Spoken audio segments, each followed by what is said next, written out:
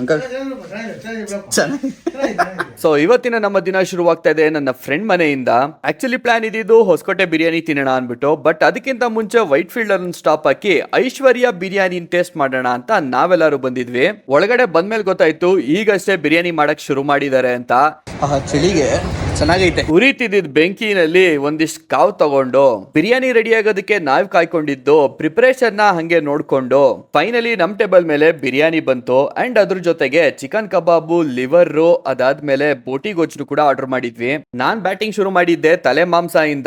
ನನ್ನ ಫೇವ್ರೆಟ್, ಸಖತ್ ಸ್ಪೈಸಿ ಆಗಿತ್ತು, ರುಚಿಯಾಗಿತ್ತು. ಆ ಚಳಿಗ್ ಮಾತ್ರ ನೆಕ್ಸ್ಟ್ ಲೆವೆಲ್ ಫೀಲ್ ಕೊಡ್ತು. ಸ್ಟಾರ್ಟರ್ಸ್ ನಲ್ಲಿ ಚಿಕನ್ ಕಬಾಬು, ಮಟನ್ ಬೋಟಿ ಗೊಜ್ಜು, ಮಟನ್ ಲಿವರ್ ಫ್ರೈ ರುಚಿಯಾಗಿತ್ತು. ಫೈನಲಿ ಮಟನ್ ಬಿರಿಯಾನಿಯ ಸರದಿ ನೋಡ್ತಿರ್ಬೋದು ಎಷ್ಟು ಈಸಿಯಾಗಿ ಬಿಡಿಸ್ಕೊತ್ತು ಮಾಂಸ ಅಂತ. ರೈಸ್ ನ ಟೇಸ್ಟ್ ಕೂಡ ಅಷ್ಟೇ ತುಂಬಾ ಫ್ಲೇವರ್ಫುಲ್ ಆಗಿತ್ತು. ಲಾಸ್ಟ್ ಅಲ್ಲಿ ಫಿನಿಶಿಂಗ್ ಟಚ್ ಗೆ ಒಂದೊಂದು ಕುಲ್ಫಿ ಐಸ್ ತಿನ್ಕೊಂಡ್ವಿ. ವೈಟ್ ಫೀಲ್ಡ್ ಇಮ್ರಳ್ಳಿ ಸುತ್ತಮುತ್ತ ಇರೋರು ಮರಿದಂಗೆ ಐಶ್ವರ್ಯ ಬಿರಿಯಾನಿನ ವಿಸಿಟ್ ಮಾಡಿ ಅಂಡ್ ಮರಿದಂಗೆ ಫಾಲೋ ಮಾಡ್ಕೊಳ್ಳಿ.